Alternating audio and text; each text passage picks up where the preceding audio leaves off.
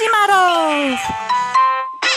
Kenapa sih saya memilih untuk belajar ikan pink zebra dan neo? Mungkin nanti akan saya bahas di next video berikutnya.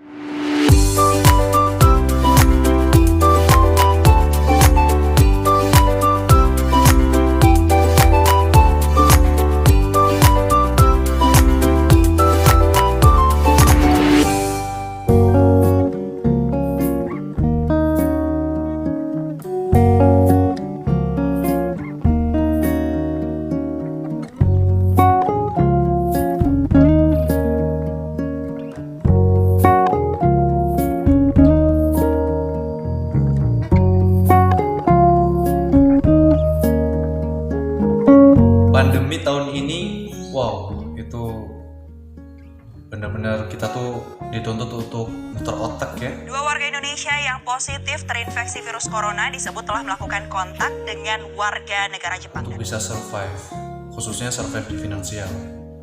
Karena ya saya akui banyak banyak plot-plot yang biasanya menjadi kekuatan finansial saya itu langsung menghilang begitu saja ketika datangnya pandemi tahun. Himbauan itu akan benar-benar efektif andai pemerintah sejak awal terbuka mendeteksi penyebaran virus corona di Indonesia. Jadi bertepatan waktu itu bulan Agustus 2020, saya baru pertama kali terjun main ikan.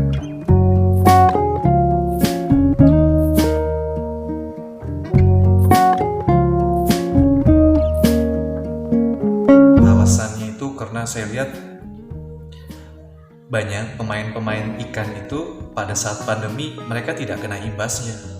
Bahkan adik saya sendiri dia main ikan, dan orang-orang ketika omsetnya menurun itu kan banyak yang di PHK, sedangkan dia dengan ikan hiasnya itu bisa bertahan dan berjalan, dan itu udah jadi poin yang menurut saya wah kayaknya boleh dicoba nih main ikan. Nah habis itu saya putuskan, mulai saat itu saya coba untuk main ikan hias, dan alhamdulillah bisa bertahan sampai sekarang. Awal mula main ikan itu saya ke Pasar Parung pasar ikan Parung yang ada di Bogor. Pertama main itu ikan cupang. Ya, ikan cupang. Jadi pertama kali saya main ikan cupang, tapi waktu itu harga belum naik. Jadi sebelum harga ikan cupang itu meroket, saya main ikan cupang. Alhamdulillah ternyata minat masyarakat ada waktu itu, karena kebetulan harganya cukup masuk di kantong, terus ikannya juga bagus, kualitasnya udah bagus dengan harga yang terjangkau. Tapi semakin kesini, pas harga ikan itu meroket, akhirnya wah saya nggak bisa belanja lagi, karena dengan modal yang sama itu kualitas ikan itu berbeda. Jadi yaudahlah, saya agak stop dulu main ikan cupangnya, dan kebetulan semakin kesini ikan cupang harganya sudah mulai turun gitu. Jadi cuman saya belum mulai lagi sih untuk ikan cupang. Jadi mengawali dari ikan cupang, terus main ke beberapa ikan hias kayak ikan aquascape, ikan platy, ikan molly gitu kan, ikan manfish, pokoknya ikan-ikan untuk aquascape lah. Dan alhamdulillah bertahan, terus beralih ke kutu air karena jadi ikan-ikan yang saya punya itu kan tiap hari makan. Nah saya cari makan yang bagus, terus tidak nyampah tidak bikin bawa dasar akuarium itu kotor. Akhirnya saya putuskan untuk main kutu air, dan alhamdulillah berjalan sampai di satu fase saya harus mencoba untuk belajar memijahkan, dan kebetulan yang saya pijahkan ini adalah ikan pink zebra dan neo. Kenapa ikan pink zebra dan neo? Nah ini menarik. Jadi awalnya saya tuh kepingin memijahkan ikan neon tetra atau cardinal tetra. Itu saya coba untuk pijahkan karena saya melihat kalau ikan ini punya nilai ekspor, jadi wah kayaknya boleh juga nih kalau untuk dipijahkan. Akhirnya saya coba pijahkan. Jadi saya punya indukan ikan tetra ini, Kemudian saya pijahkan tetapi tidak berhasil gitu. Udah saya coba beberapa cara, tidak berhasil. Mungkin indukan yang saya punya itu nggak bagus atau gimana, saya juga nggak tahu. Ya jelas nggak berhasil, sampai akhirnya kebetulan punya ikan zebra danio yang saya lihat, ini kayaknya udah masuk, cocok nih untuk dipijahkan. Saya coba saya pijahkan terus, dan alhamdulillah ternyata telurnya itu banyak sekali. Dari 3 soliter, 3 pasang yang saya siapkan, itu telurnya itu banyak sekali, rata banyak sekali. Dan itulah kenapa saya memilih untuk kayaknya coba belajar ini dulu deh, ikan pink zebra danio. Saya melihat jenis ikan ini, ikan pink zebra danio ini selalu disejajarkan dengan ikan yang tetra ya. Saya nggak tahu kenapa, yang jelas ikan ini tuh selalu ada berdampingan. Dan faktanya peminatnya itu selalu ada. Ya, peminatnya itu selalu ada. Untuk khususnya sih di orang-orang yang main aquascape ya. Jadi ikan ini tuh cukup diminati untuk mengisi aquascape mereka. Terus harganya, nah untuk grosirannya itu kalau misalnya kita beli per balan itu harganya cukup stabil ya, benar-benar cukup stabil. Terus kuantitasnya juga selalu tersedia, stoknya tuh selalu tersedia, sudah stabil, selalu tersedia, dan itu membuat harga ikan itu seperti nggak ada yang mainin lah, istilahnya nggak ada yang bisa ngutak-ngutik lah. Dan itu menurut saya bagus ya, dari segi harga bagus, kuantitas juga tersedia terus.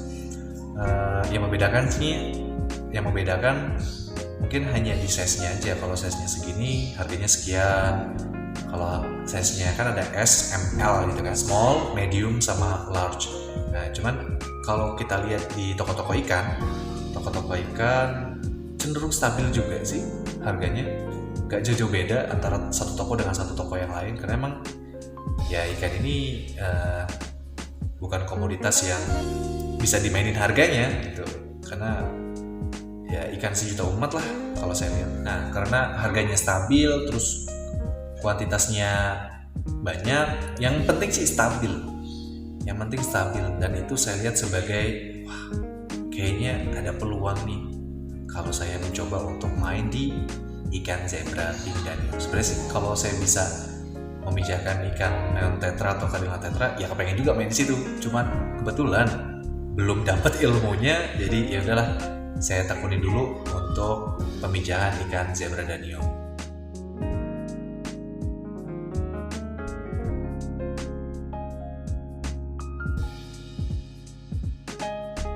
Nah, sekarang PR besar yang saya punya adalah mempelajari bagaimana memijahkan yang baik dan bisa memproduksi, menghasilkan ikan danio itu yang banyak, sebanyak-banyaknya. Kemudian belajar mencari marketnya, itu aja sih. Jadi belajar memijahkan sama mencari marketnya. Fakta yang menarik dari ikan ini adalah yang saya dapati ketika memijahkan ikan ini, tingkat bertelurnya itu tinggi sekali.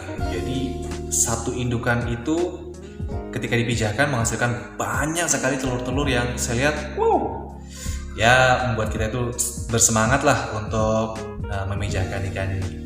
Tapi di usia sekitar seminggu ya, dari sekian banyak yang menetas, tingkat tetasnya juga tinggi. Jadi sudah telurnya banyak, terus daya tetasnya itu tinggi.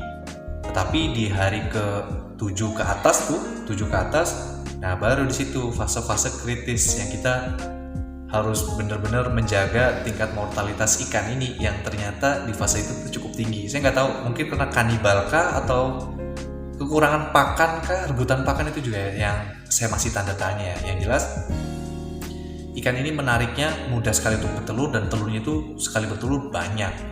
Itu poin yang penting yang saya lihat sebagai suatu hal yang menarik dari ikan zebra danio ini. Dan jika kita sudah bisa memijahkan dengan baik, bisa menjaga tingkat mortalitasnya itu katakanlah 70-80% aja tingkat kehidupannya, alhamdulillah itu udah bagus banget. Nah baru deh insya Allah cuan yang akan kita dapatkan.